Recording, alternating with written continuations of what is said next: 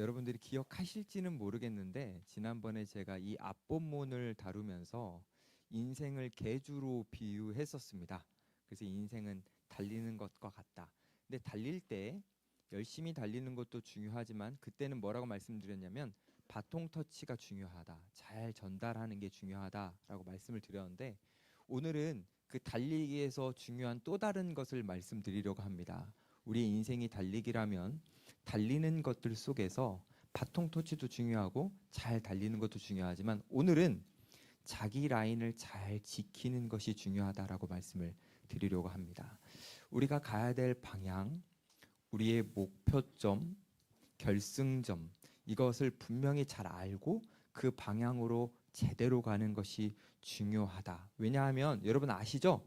달리기 할 때 내 라인을 벗어나면 실격이 됩니다. 아무리 빨리 달렸어도 의미가 없어지는 거죠. 그래서 우리는 어디로 가야 되는지를 분명하게 알고 자기 라인을 잘 지키면서 결승점으로 가는 게 굉장히 중요한데 점점 더 저는 그렇게 들리는데 여러분들도 느껴져요? 네. 뭐 아무튼 만져줄 거니까 우린 믿음으로 한번 가봅시다. 이렇게 앞에 보면서 가고 방향을 잘 잡는 게 중요한데 문제는 우리 인간들이 가야 될 방향을 잘 모른다라는 겁니다. 문제는 우리는 어디로 가야 되는지를 아는 것 같지만 잘 몰라요. 그래서 방향을 우리가 생각보다 잘 못 잡습니다. 그런 우리를 예수님께서 아셨어요.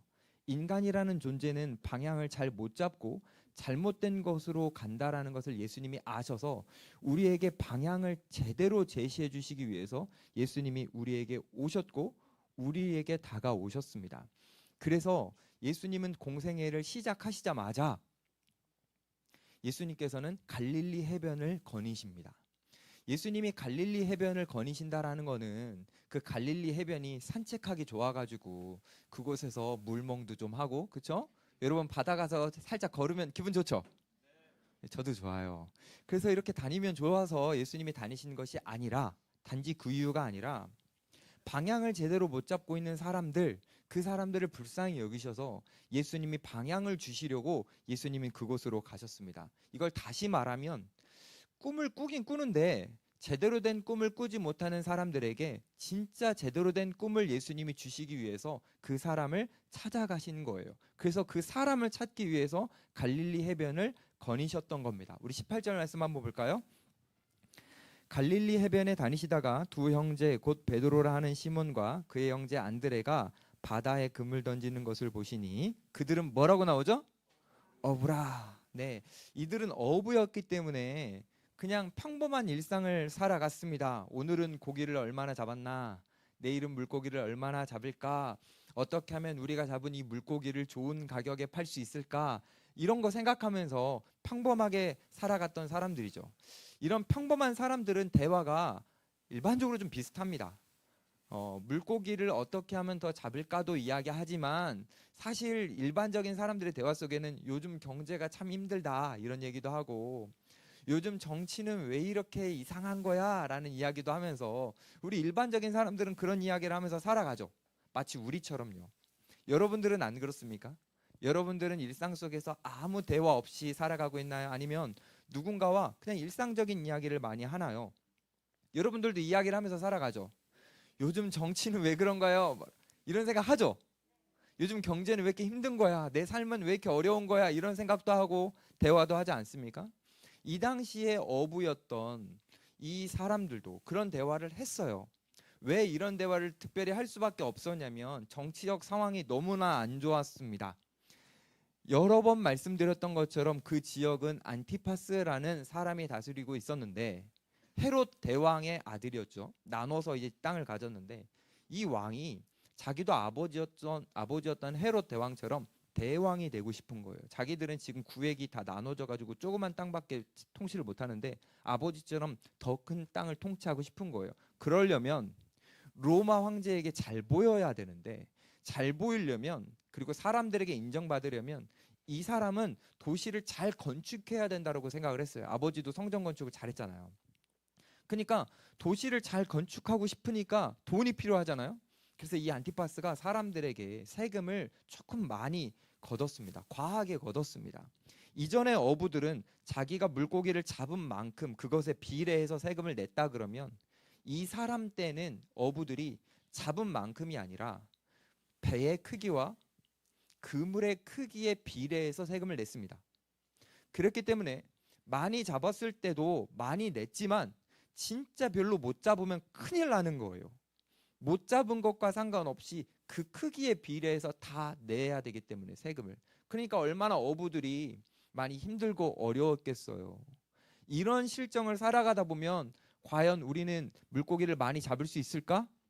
내일은 더 많이 잡힐까? 요즘 정치는 왜 이래? 이런 이야기하면서 살아가게 되는 거죠. 물고기를 아무리 많이 잡아도 다 빼앗기는 그런 구조 속에서 이런 일상이 너무 버거웠기 때문에 뭔가 다른 꿈을 꾸고 다른 방향을 생각해 본다라는 거는 이 당시 이 어부들에게는 상상하거나 생각할 수 없는 일이었습니다. 이거는요 마치 우리랑 비슷한 것 같아요. 우리가 살아가는 세상도 문명은 많이 발전했지만 이 세상에는 여전히 부조리가 가득합니다. 그래서 세상에는 신음하는 소리와 고통의 소리가 너무나도 많아요. 내가 이렇게 살아가는 것이 맞을까라는 그 고민조차 잘 하지 못할 만큼 우리는 너무 바쁜 일상 속에서 하루하루 살아내고 있습니다. 그래서 우리도 어떤 다른 꿈을 꾸기가 굉장히 어렵거든요. 예수님은 그 당시에 어부들도 그랬지만 우리도 그렇고 어쩌면 모든 사람들이 어떤 제대로 된 꿈을 꾸기 어렵다라는 것을 아시고 우리를 긍휼히 여겨주셔서 진정한 꿈을 주시기 위해서 이 땅에 오셨습니다. 그런데요, 예수님이 이제 베드로와 안드레에게 꿈을 주시려고 찾아가시는데 이 꿈을 주시는 방법이 조금은 좀 특별합니다. 왜 특별하냐면 예수님이 아까 해변을 거니셨잖아요. 그것처럼 예수님이 직접 이렇게 걸어가셔가지고 한 명 누구 찍을까? 이렇게 딱 다가가셔가지고 눈빛을 딱 마주치시는 거예요. 여러분 이거는 그 당시 문화권에서는 있을 수가 없는 일이에요. 왜 있을 수 없냐면 당시 문화권에서는 스승이 제자를 찾아가지 않았습니다. 어떠한 랍비도요. 그러면 스승과 제자라는 관계는 어떻게 맺어지냐면 제자가 되고 싶은 사람이 어떤 스승을 바라보면서 스승을 찾아갔습니다. 그래서 그 스승이 가르쳐주는 지식을 얻으려고 했던 거죠. 그래서 스승과 제자의 관계는 단순하게 무엇인가의 지식을 가르쳐주고 배우는 그 정도의 관계였습니다. 이게 문화였어요. 근데 예수님은 그 문화를 벗어나셨어요. 예수님은 직접 스승이심에도 불구하고 제자를 이렇게 찾아가셔서 눈빛을 이렇게 바라봐 주시는 거예요. 부담돼요, 안 부담돼요? 부담되죠. 맞아요. 그렇게 부담스러울 수도 있는데 예수님이 어부들을 찾아가셔가지고 그 사랑의 눈빛을 주시는 거죠. 그 사랑의 눈빛을 받고 있는 이 어부들은 굉장히 감격스러웠을 겁니다. 근데 왜 조금은 부담스러울 수 있는 이 찾아감 그리고 이 사랑의 눈빛을 왜 예수님이 주셨느냐? 좀 아까 말씀드렸던 것처럼 꿈꿀 수 없었기 때문에 사람들이 예수님은 그들에게 꿈을 주시려고 찾아가신 거예요. 근데 이 찾아가신 그 예수님의 모습 속에서 조금 감동되는 표현이 있습니다. 18절에 보면 보시니라는 표현이에요. 보셨다. 이 제자들이 예수님을 보기 전에 예수님이 이들을 보셨다. 이들이 예수님에게 특별한 관심을 갖기 전에 예수님이 이들에게 특별한 관심을 가지셨다. 이게 너무나 큰 감동이죠. 예수님이 주목하셨거든요. 이게 우리가 예수님을 알기 전에 그분이 나에게 다가오시고 그분이 나를 아신다라는 게 이게 굉장한 큰 은혜입니다. 생각해 보면 갈릴리 해변에는 많은 어부들이 있습니다. 그렇죠? 베드로와 안드레만 있는 게 아닐 거예요. 근데 예수님은 해변을 지나가시면서 이 어부도 지나가시고 저 어부도 지나가시는데 이렇게 여러 어부들을 지나가시다가 유독 베드로와 안드레 옆에 딱 서셔서 그들을 사랑의 눈빛으로 봐주셨기 때문에 이 감동적인 사랑의 눈빛은 아무나 받는 게 아니잖아요.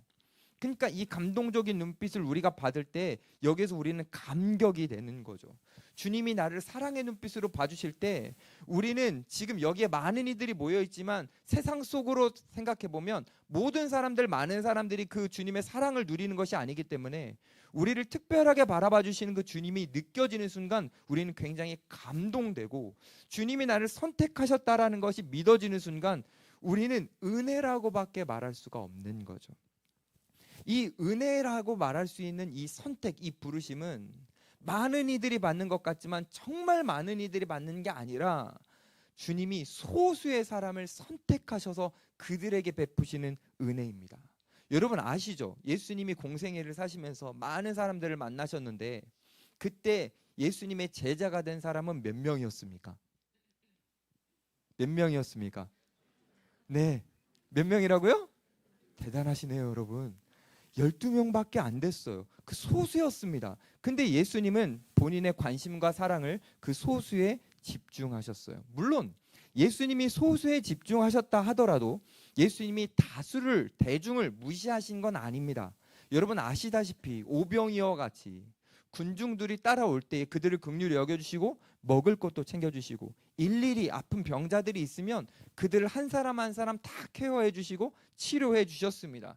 하나님은 예수님을 이 땅에 보내실 때 딱 소수에 집중하도록 하셨지만 하나님은 여전히 많은 다수를 사랑하셨기 때문에 그 사랑을 이어받은 예수님도 많은 사람들을 사랑해 주셨어요. 근데요, 많은 사람들에게 하나님의 나라를 설명해 주시면서도 12명밖에 안 되는 그 소수의 제자들에게는 따로 불러서 그 하나님의 나라를 유독 더 설명해 주시고 그들을 집중하셨습니다.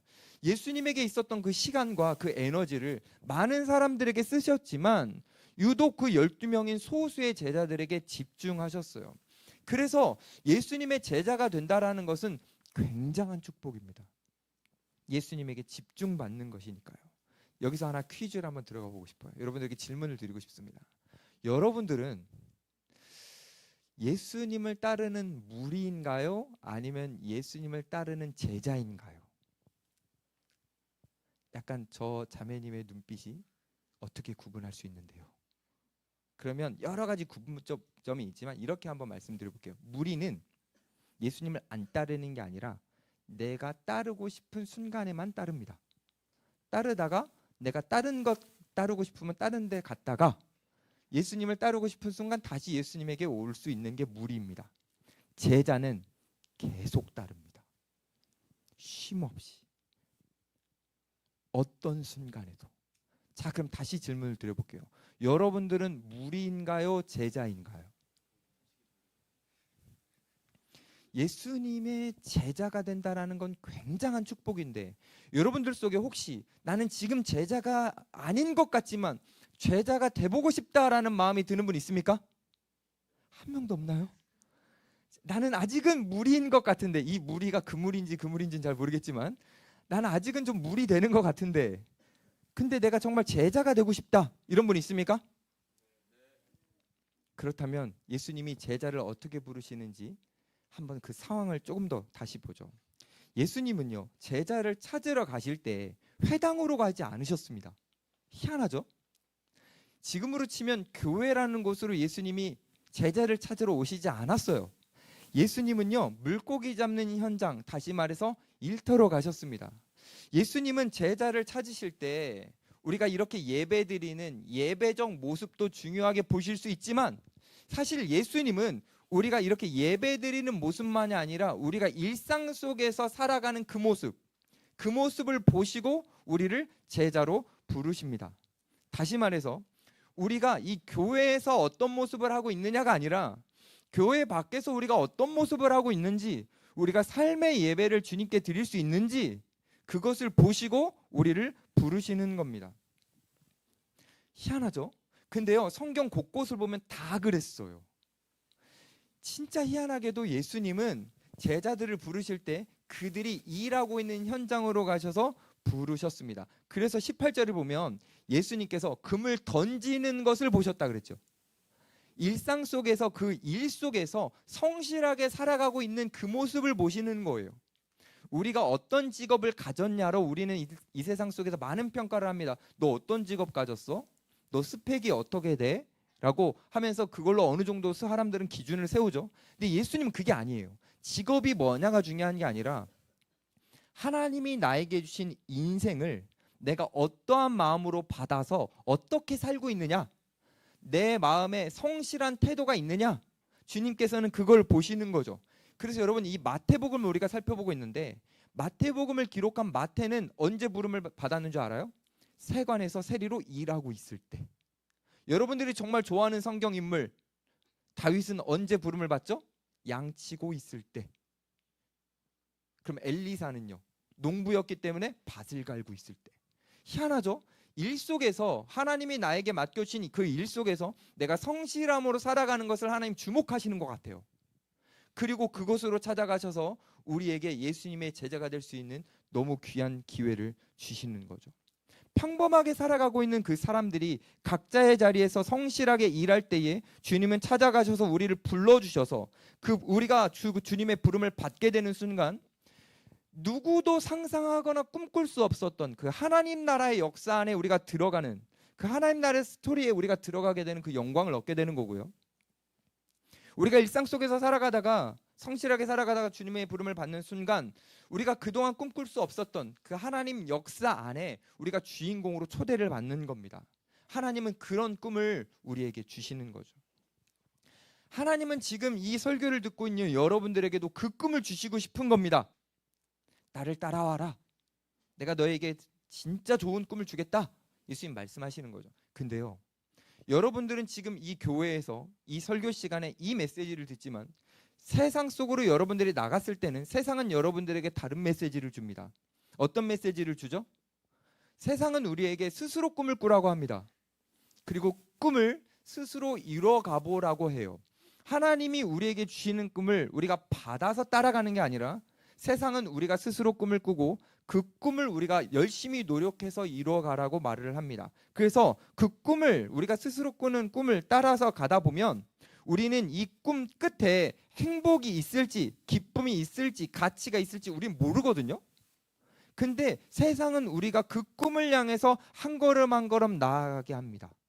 저는 우리 청년들이 여러분들이 스스로 꾸는 꿈을 따라가지 않기를 정말 바랍니다. 왜냐하면 여러분들이 꾸는 꿈 좋아 보이지만 그 끝에 안 좋은 결말과 불행이 있을 수 있기 때문이에요. 그러니 여러분들은 스스로 꿈을 꾸면서 그것을 선택하지 마시고 주님이 여러분들을 부르실 때, 여러분들에게 하나님이 꿈을 주실 때 그 꿈을 받아서 주님을 따라, 그 꿈을 따라 한 걸음 한 걸음 나아갔으면 좋겠습니다. 저는 여러분들에게 지금 이렇게 말하고 있는 거예요. 여러분, 실패할 선택을 하지 마세요. 여러분들이 꾸는 꿈은 실패할 수 있습니다. 그러나 주님이 주시는 꿈은 실패가 없습니다. 그러니 주님이 주시는 꿈, 주님이 부르시는 그 길로 가세요. 그럴 때 우리는 미래를 확신하면서 갈 수 있습니다. 불안해하거나 초조하거나 마음 두근두근하면서 가는 게 아니라 주님이 우리를 부르시는 그 길로 간다면 우리는 확신하면서 행복하게 갈 수 있습니다. 예수님이 이 꿈, 이거 주시려고 베드로와 안드레를 찾아가셨죠. 베드로와 안드레를 예수님이 딱 찾아가셔서 한 번만 더 하면 더 부담될까 봐 이제 그만해야겠어요. 가서 이렇게 눈빛을 딱 이렇게 주시는데 부담돼요? 그때 베드로와 안드레는 그 예수님의 눈빛 속에서 어마어마한 에너지를 느꼈습니다. 그래서 예수님이 말씀하실 때 다르게 들렸어요. 자, 일단 예수님이 뭐라고 말씀하시는지 한번 봅시다. 19절부터.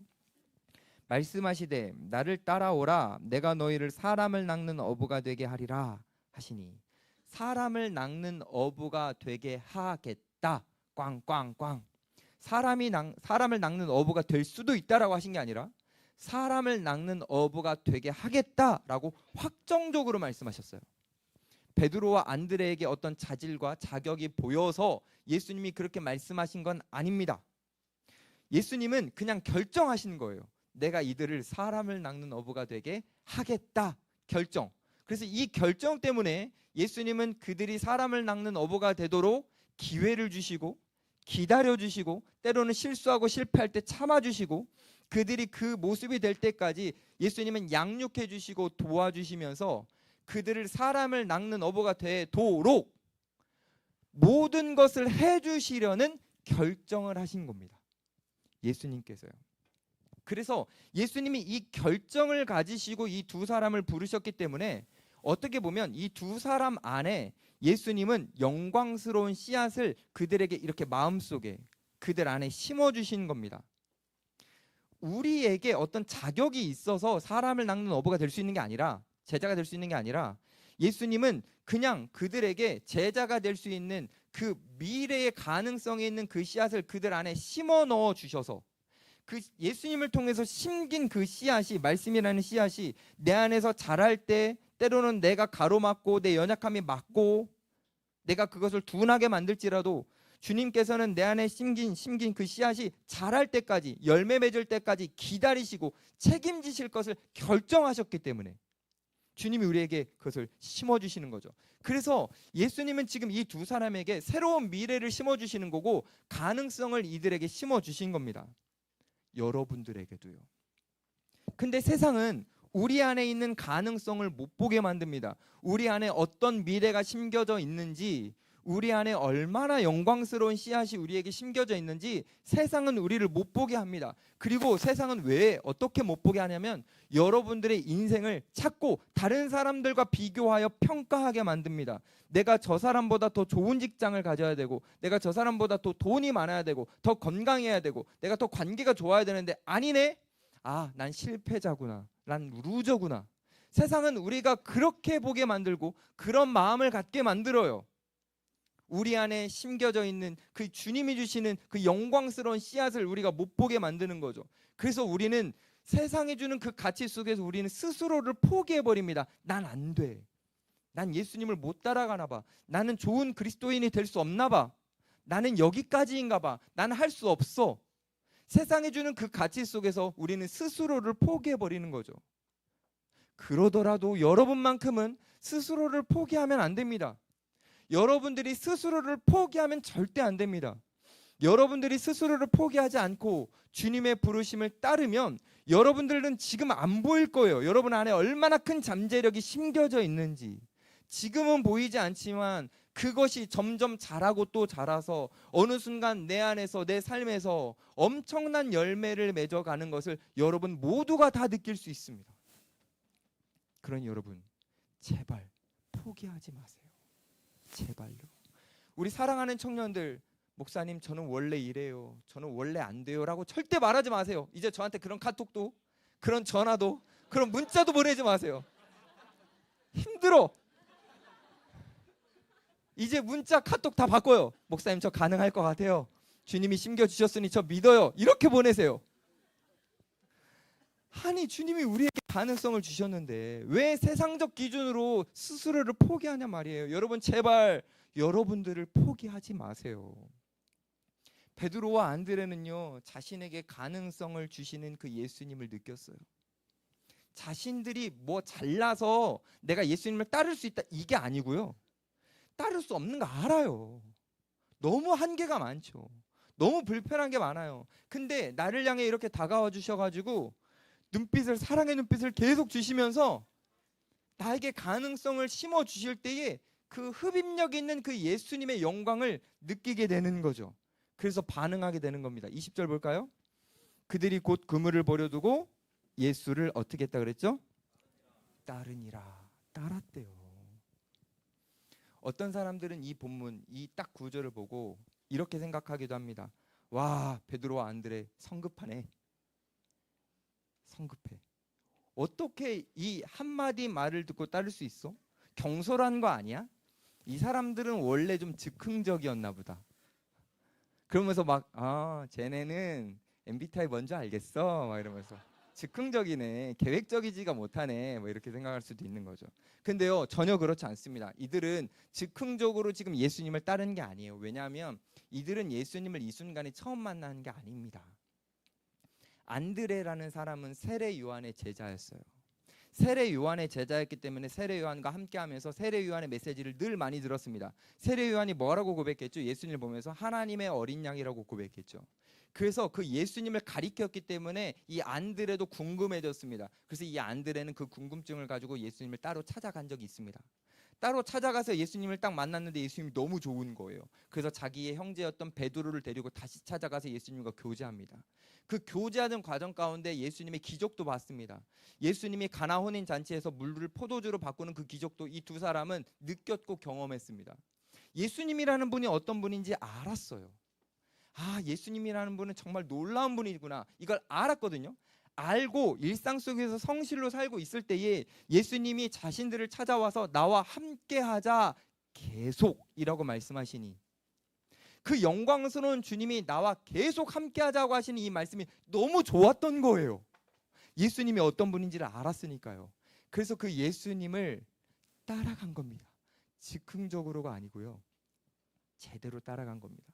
다시요. 이들이 예수님을 따라갈 수 있었던 이유는 예수님이 어떤 분인지 알았기 때문입니다. 그러면 여러분들이 예수님을 따르지 못하는 이유는 뭡니까? 예수님을 제대로 알지 못하는 거죠. 우리가 정말 예수님을 안다면, 그 영광을 안다면 우리는 예수님을 따를 수밖에 없습니다. 만약에 우리가 예수님을 내 마음에 기쁨을 주는 분, 내 마음에 평안을 주는 분 정도로 알고 있으면 절대 못 따릅니다. 그거는요. 예수님을 제대로 알아야 돼요. 예수님이라는 분은 이 세상을 창조한 분, 예수님이라는 분은 나보다 나를 더 잘 아는 분, 내가 나를 사랑하는 것보다 예수님이 나를 더 사랑하시는 분, 이걸 진짜 제대로 느끼고 알 때, 그때 우리는 누가 뭐라 하지 않아도, 따르지 말라 그래도 예수님을 따를 수 있습니다. 그걸 아는 사람들, 예수님과 눈이 마주쳤을 때에 그 예수님의 눈에서 빛나는 그 광채, 그 신비를 느낄 수 있는 사람들, 그 사람들은 예수님이 나에게 따라오라라고 말씀하실 때에 그 안에 예수님의 엄청난 흡입력을 느끼게 됩니다. 아, 예수님이라는 그분이 나에게 말씀하실 때 그 말씀은 내 모든 상황과 환경을 압도하는구나. 그래서 여러분 어떻게 되는 줄 아세요? 예수님이 나에게 따라오라라고 말씀하실 때 내가 그것을 따라갈 수 없다라는 걸 느껴요. 내 한계를 느껴요. 부담이 돼요. 근데요, 저항할 수가 없어요. 그분의 부르심 앞에. 왜냐하면 그분을 알기 때문에. 그분이 나를 부르실 때 내가 이게 부담되는 거를 모르는 게 아니라 알지만 저항할 수 없는 그 주님의 힘을 느낍니다. 그래서요, 억지로 이렇게 끌려가는 게 아니라 미소 지으면서 주님을 사랑의 눈빛으로 바라보면서 한 걸음 한 걸음 가게 되는 거죠. 이건 주님이 어떤 분인지 제대로 알 때만 할 수 있고, 주님이 어떤 분이신지 조금밖에 모를 때, 제대로 모를 때는 절대 할 수 없습니다. 우리 예수님이 이 우주보다 크시고, 그 예수님을 통해서 천국이 시작되고 천국이 완성되며 그분 곁에 가지 않는 한 누구도 천국을 누릴 수 없다는 걸 진짜 알면, 그분이 나를 불러주시는 게 굉장한 큰 영광이고, 그 불러주시는 순간 무엇도 돌아보지 않고 기쁨으로 주님을 향해 감격으로 나아가게 되는 거죠. 오히려요, 주님이 나를 따라와라라고 부르실 때 어떤 것까지 느껴지냐면 머리끝부터 발끝까지 전율이 막 흐릅니다. 나 같은 사람이 뭐라고 나를 불러주시나. 이 사랑에 감동되어 전율을 느끼고요. 그래서 그물, 내가 갖고 있는 소유, 이건 진짜 아무것도 아닙니다. 그냥 예수님을 알면 주님을 따라가게 되는 거죠. 저는 우리 청년들이 예수님을 정말 제대로 따라갔으면 좋겠습니다. 세상에 그 어떤 것을 따르지 않고 예수님만 따라갔으면 좋겠습니다. 만약에 여러분, 제가 여러분들을 1대1로 만나거나 아니면 이런 공적 모임에서라도 제가 여러분들에게 여러분 다른 것을 버려두고 저를 따라오십시오 라고 하면 여러분들은 어떻게 해야 되냐면 경찰서에 신고를 해야 됩니다. 사람을 따라오라고 하는 것은 사입이에요. 사람을 따라가서는 안 됩니다. 경찰서에 그냥 신고하세요. 자, 근데 여러분들이 인생을 살다 보면 여러분들 주변에 있는 인생의 선배들이 자기를 따라오라고 할 때가 있습니다. 그땐 신고하지 마세요. 긍휼히 여겨주고 지혜롭게 잘 대답한 후에 따라가지 마십시오. 여러분들 앞에 있는 가장 좋은, 여러분들이 정말 사랑하는 멘토도 여러분들이 그 멘토를 따라가면 절대 안 됩니다. 멘토라는 존재는 하나님을 향해서 함께 걸어가는 존재이지 우리는 그 사람을 따라가선 절대 안 됩니다. 그게 누구라도요. 화정부 목사님도 안 됩니다. 누구도 안 돼요. 우리는 그분을 통해서 우리 주변에 축복으로 주신 사람들을 통해서 같이 예수님을 바라보고 예수님을 따라가야지 그 누구도 따라가서는 안 됩니다. 예전에 유명한 코미디언이 후배들과 함께 MT를 갔대요. 근데 이제 이 코미디언이 대단한 사람인 것 같아요. 그 MT를 가가지고 바다가 날 부른다 이러면서 바닷속으로 혼자 이렇게 들어갔대요. 근데 바닷속으로 이렇게 들어가다 보면 물이 이렇게 점점 잠기잖아요. 목까지 딱 잠기는 거예요. 그럼 후배들이 얼마나 걱정이 돼요. 같이 갔는데 이 사람이 죽으면 안 되잖아. 그래서 걱정의 눈으로 바라보고 있는데 이만큼까지 물에 잠겼던 이 코미디언이 다시 이렇게 돌아왔대요. 다시 물 밖으로 이렇게 나온 거예요. 근데 여러분 아시죠? 여기까지 들어갔다 나오면 홀딱 젖었겠죠. 좀 몰골이 말이 아니겠죠. 이렇게 홀딱 젖은 상태로 나와서 뭐라 그랬는지 아세요? 이 사람이? 아니래. 바다가 나 안 불렀대. 이러면서 나왔답니다. 저는 여기에서 굉장한 철학이 있다라고 느껴졌어요. 이건 정말 중요한 교훈이다. 아, 그렇구나. 세상 그 무엇도 우린 따라가서는 안 되는데, 우리가 혹시 잘못 듣고 그게 좋은 것처럼 여겨서 따라갔다가는 인생이 홀딱 젖어가지고 비참해진 상태로 후회와 허무함을 느끼게 되는 거구나. 우리에게 따라와라, 나에게 와라 라고 말할 수 있는 존재는 그 어떤 것도 아닌 딱 한 분, 창조주밖에 없구나. 저는 우리 청년들이 세상에 그 무엇도 따라가지 않고, 그래서 그 따라가다가 옷이 홀딱 젖고 비참해지는 거, 그거 경험하지 마시고 주님만 따라가셔서 주님으로부터 여러분들이 기쁨을 많이 누리셨으면 좋겠습니다. 그러기 위해서 우리가 주목해야 될 게 있어요. 우리 20절 말씀에 곧이라는 단어예요. 곧. 주님이 여러분들을 부르실 때 곧 따라가야 됩니다. 계산하면 절대 안 돼요. 내가 주님이 나를 부르실 때 계산하는 순간, 그 순간부터 여러분들은 갑자기 머리가 좋아집니다. 그 전까지는 머리가 안 좋은데 주님이 우리를 따르라고 말씀하시는 순간, 우리가 계산하는 순간 따르지 못할 이유들이 굉장히 많이 생각나요. 희한해요. 그래가지고 계산하다 보면 못 따릅니다. 그래서 우리는 계산 없이 바로 순종해야 돼요. 만약에 주님이 우리를 따르라고 말씀하시는데 내가 버려야 될 이 그물이 너무 좋아. 그래서 그물을 만지작거리고 있으면 우리는 못 떠납니다. 우리는 못 따라요. 이거가 얼마나 비싸고 요즘 당근에 내놓으면 얼마일 것 같고, 이런 생각하면 못 떠납니다. 그런 생각 자체를 지워야 돼요. 주님이 말씀하실 때는 곧, 즉시. 그래서 우리에게는 순발력이 굉장히 중요해요. 주님이 나를 부르실 때, 그 주님이 내 앞에 있는 모든 장애물들을 치우시고 나에게 말씀해 주셨을 때에, 내가 스스로 내가 소중하게 여기고 중요하게 여기는 장애물들을 주님과 사이에 막 넣어놓지 말고 치워주셨을 때에 그 감격을 가지고 주님을 곧 따라가야 됩니다. 심지어는 우리가 소중하게 여기는 것까지 버리면서도요. 물론 여러분, 버리는 거 쉽지 않습니다. 하지만 여러분들은 다 포기하고 버릴 수 있습니다. 왜냐하면 우리는 내가 지금 버리려고 하는 것보다 예수님이라는 분이 훨씬 더 가치 있는 분임을 우리는 알기 때문입니다. 여러분, 그런 비유 들어보셨죠? 밭에 보화가 숨겨져 있습니다. 그 보화의 가치를 아는 사람은 자기의 돈을 다 들여서 그 밭을 사죠. 그 보화를 얻기 위해서. 마찬가지로 내가 주님이라는 분이 얼마나 가치 있는지를 안다면, 그분이 지금 나에게 따라오라고 말씀하셨다면, 이 기회가 계속 오지 않는다라는 걸 안다면 내가 갖고 있는 것들은 아무것도 가치가 있지 않죠. 그분을 따르는 게 최고의 가치니까 그분을 우리는 영광스럽게 따라갈 수 있는 거예요. 많은 교역자들과 선교사들이 소중한 자기 것을 포기하고 사역에 전념하고 헌신합니다. 여러분, 사역자나 선교사들이 대단한 사람들이 아니에요. 대단했기 때문에 그 길을 가는 게 아닙니다. 솔직히 말씀드릴까요? 대단한 게 아니라 먼저 본 거예요. 내가 갖고 있는 모든 것보다 주님을 따라갈 때 주어지는 그 영광이 더 크고 아름답고 가치 있다라는 걸 안 겁니다. 알아서 따라간 거예요. 우리나라의 초창기에, 초기에 한국 교회가 뭐 있기도 전에 처음으로 왔던 많은 선교사님들, 영국에서도 오고 미국에서도 오고 많이 왔는데, 이분들이 어떤 분들이었냐면 그 선진국에서 정말 좋은 명문대를 다니는 분들이었습니다. 그래서 그곳에서, 미국에서 뭐 영국에서 살았다면 그냥 인생 편안하고 즐겁게 안정적으로 살 수 있는 분들이었어요. 근데 그분들이 그 안정적인 삶을 포기하고 우리나라로 와가지고 진짜 그 우리나라 힘든 시기에 와가지고 같이 이상한 거 먹고 씻지도 못하고 막 풍토병, 전염병 때문에 막 아프면서도 복음을 전할 수 있었던 이유는 이 사람들이 대단해서가 아니라요. 이 사람들은 먼저 예수님의 영광을 본 거예요. 봤기 때문에, 그 가치를 알았기 때문에 내려놓고 온 거죠. 우리도요. 예수님의 영광을 본다면, 그분의 가치를 안다면, 여러분들이 얼마나 많이 가졌느냐가 중요한 게 아니라 그것을 안다면 우리도 포기하고 버리고 따를 수 있습니다.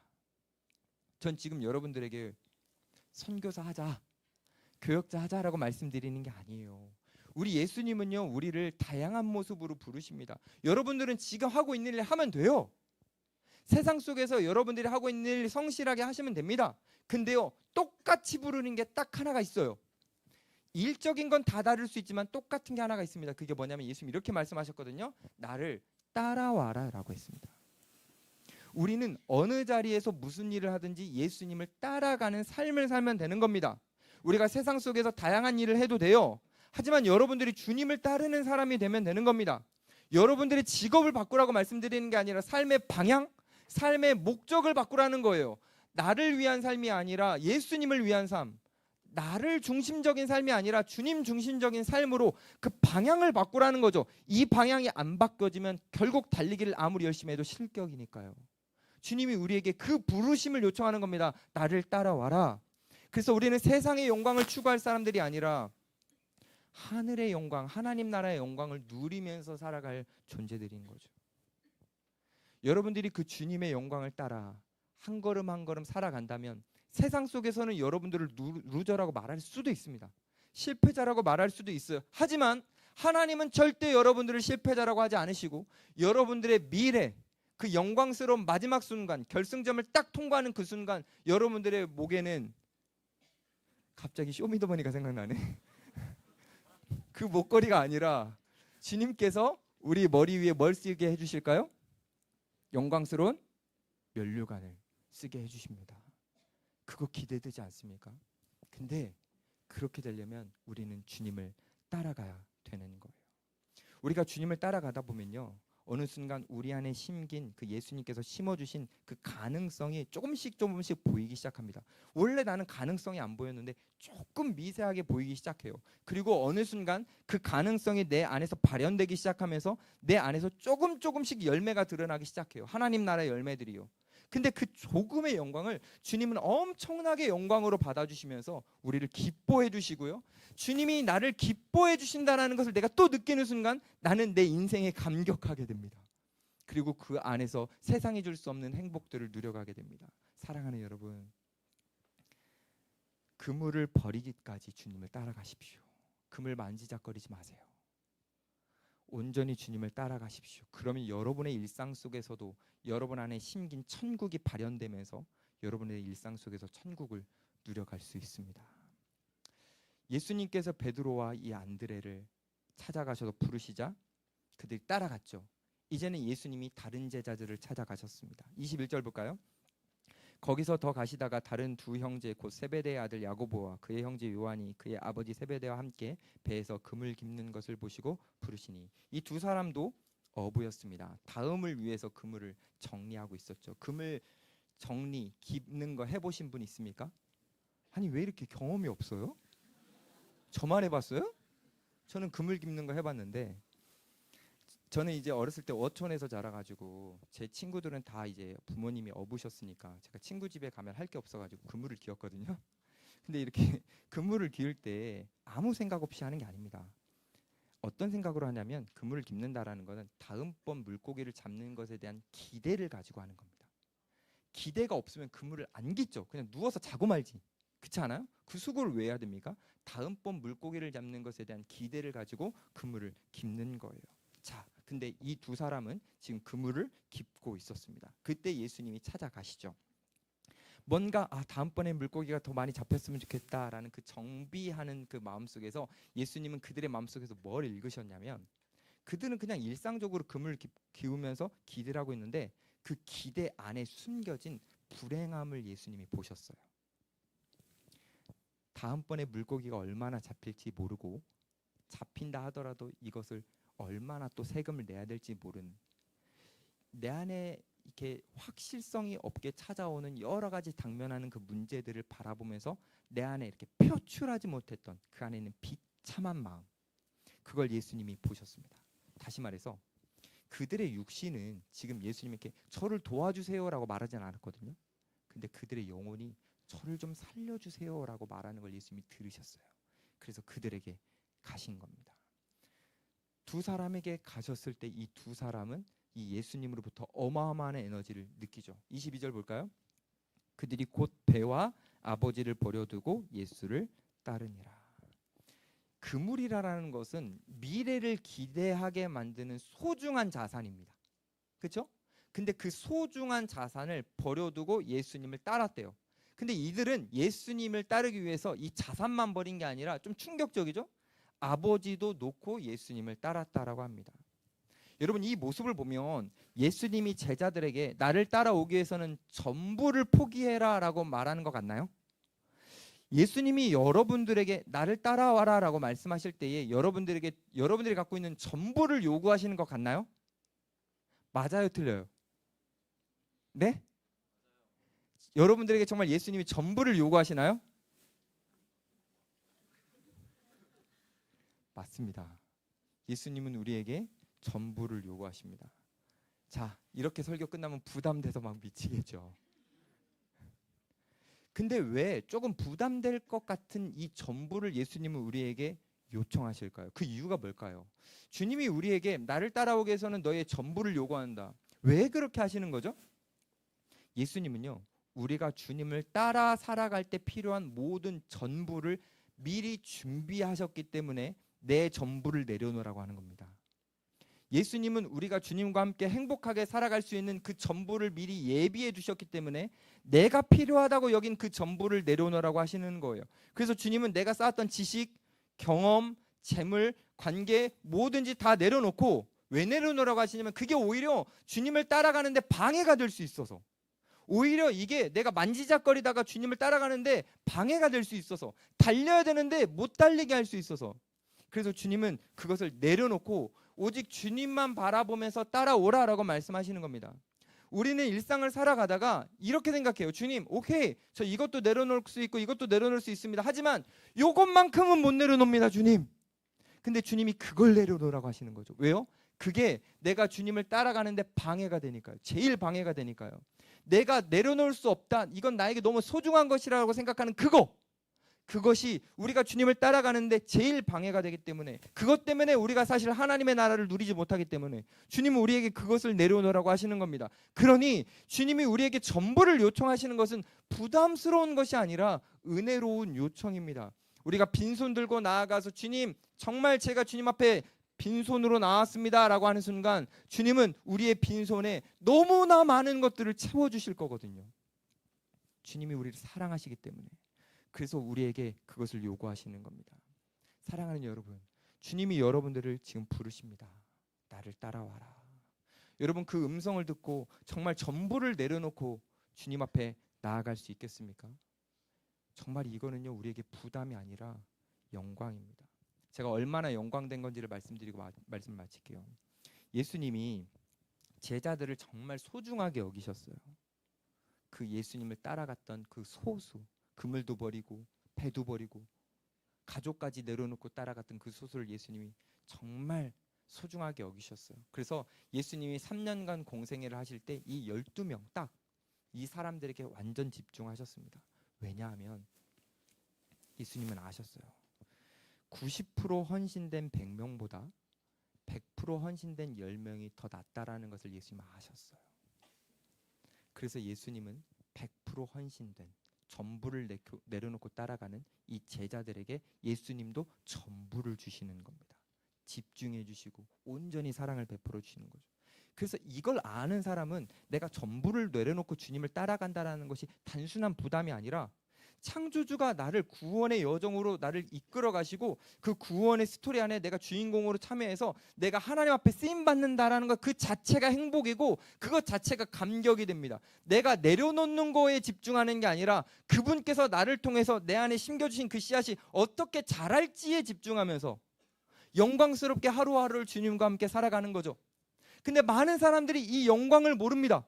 심지어는요, 내가 예수님의 제자가 되겠어라고 해서 제자로 따라가는 사람들도 이 예수님이 우리에게 주신 영광을 모릅니다. 12제자들도요, 이 영광을 몰랐어요. 주님께서 그들에게 베푸르신 영광이 얼마나 큰 건지를 몰랐습니다. 베드로는요, 사람을 낚는 어부가 되게 하리라 라고 예수님 말씀하셨는데 내가 사람을 낚는 어부가 돼야지 라고 따라간 게 아니에요. 그분의 눈빛 속에서 느껴지는 그 압도되는 힘, 그거에 그냥 반응해서 따라갔을 뿐 사람을 낚는 어부가 뭔지도 몰랐습니다. 그러다가 한참 시간을 지나가지고 사도행전 보면 예수님을 이 베드로가 막 설교하거든요. 그때 한 번에 막 3천 명씩 예수님을 믿게 됩니다. 그때 알게 된 거예요. 아, 이게 사람을 낚는 어보구나. 그 전까지는 몰랐습니다.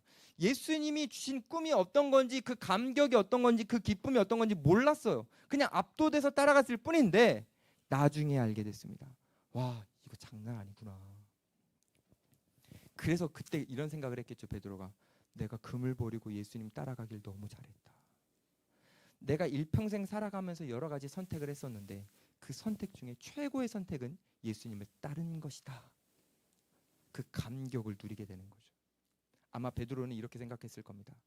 내가 어느 순간 그 하나님 나라의 스토리 안에 주인공으로 참여해서 내가 이런 일들을 하고 있다고? 아마 베드로는 뜨거운 눈물과 감격을 몸 안으로 삼켰을 겁니다. 사랑하는 여러분, 저는 여러분들 안에 예수님이 어떤 미래를 심어 놓으셨는지 사실 잘 몰라요. 근데 여러분도 인정하십시오. 여러분들이 여러분 스스로 모른다라는 거. 그러니요, 주님이 여러분들 안에 그 찬란한 미래를 심어 주셨다라는 것만 딱 믿고 그 여러분들을 부르시는 그 힘에 압도되어 주님을 따라가십시오. 그러면 먼 훗날 베드로처럼 여러분들도 그 뜨거운 감격을 눈물과 함께 삼키게 될 겁니다. 여러분들이 예수님을 선택하고 따랐다라는 게 얼마나 감격적이고 복된 건지, 내 인생 최고의 결정은 바로 이거였다라고 여러분들 모두 다 고백하게 될 겁니다. 그 고백, 그 감격을 주시려고 지금 이 청년 이브 예배에서 여러분들에게 딱 한마디 하시는 거예요. 예수님이 나를 따라와라. 예수님이 그거 말씀하시는 겁니다. 제발 너가 세운 계획 따라가지 마. 제발 네 옆에 있는 사람들 따라가지 마. 네가 좋아 보이는 그 사람들 따라가지 마. 나를 따라와라. 나를 따르기 위해 너가 버려야 될 것들은 버려라. 포기해라. 내가 너에게 모든 것을 채워줄 테니 너가 전부를 버리면 내가 너에게 전부를 줄 테니 나를 따라와라.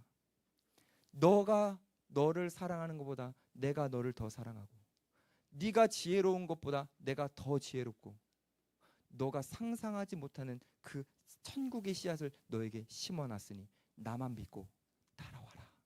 예수님 우리에게 그렇게 말씀하십니다. 저는 이 본문을 통해서 감동되었던 게 있어요. 예수님이 우리를 향해서 나를 따라와라라고 말씀하신 게 굉장한 감동이었습니다. 예수님은 이렇게 하실 수도 있어요, 여러분. 전능자잖아요. 그럼 우리에게 너네 저 길로 가라. 저 길이 좋은 길이다라고 말씀하실 수 있습니다. 근데 예수님은 우리를 너무 사랑하셔서 우리를 공감하셨기 때문에 일부러 인간의 모습으로 이 땅에 오셔서 나를 따라와라. 무슨 말이냐면 예수님이 우리가 가야 될 걸음을 한 걸음 앞서서 걸어가시면서 우리에게 따라와라라고 말씀하셨습니다. 그 따라가는 과정 가운데 우리도 배도 버려야 되고 그물도 버려야 되고 아버지도 내려놔야 되는데, 예수님이 우리가 그걸 내려놓기 어렵다라는 걸 아시고 예수님은 우리보다 한 걸음 앞서서 먼저 내려놓으셨습니다. 예수님은 원래 하늘 영광을 가지신 분이에요. 이 땅에 오시기 전에. 근데 배와 그물로 비유될 수 있는 그 하늘 영광을 다 내려놓고 이 땅에 오셨습니다. 심지어는요, 영원 전부터 사귀셨던 그 하나님과의 관계도 내려놓고 이 땅에 오셨습니다. 아버지도 내려놓고 영광도 내려놓고 우리보다 한 걸음 더 앞서 가주시면서 우리에게 말씀하시는 거죠. 내가 먼저 가고 있으니 너희도 내려놓고 나를 따라와라. 저는 이 주님의 메시지가 너무나 감동이에요. 따라오라고 하셨기 때문에. 그리고 이렇게 생각해 봤어요. 왜 우리에게 전부를 이렇게 다 포기하라고 하셨을까? 그럼 주님은 왜 모든 것을 포기하고 이 땅에 오셨을까? 제가 이걸 느꼈어요. 우리 인생은 달리기입니다. 예수님도 우리에게 오셔서 달리셨어요. 예수님은 달리셔서 그 십자가라는 결승점을 통과하셨습니다. 예수님이 십자가라는 결승점을 통과하시고 하늘로 다시 올라가셨거든요. 그때 예수님은 다시 배와 그물과 아버지를 영원히 누리셨습니다. 우리에게 이렇게 말씀하시는 거죠. 너네 인생이 달리기인데 그 달리는 순간만 잠깐 포기해. 왜냐하면 그거 들고는 못 뛰기 때문이야. 근데 얘들아, 너네가 지금 잠깐은 내려놓지만 너네 인생의 결승점에 도달하면 너네는 다시 그 영광, 너네가 내려놨던 그 모든 것을 다시 누리게 된다.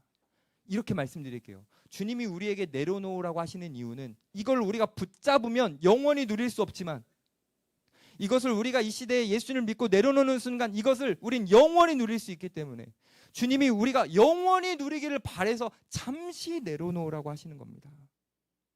이렇게까지 말씀을 드리는데 안 내려놓으시면 안 되는 거예요. 제발 내려놓으십시오.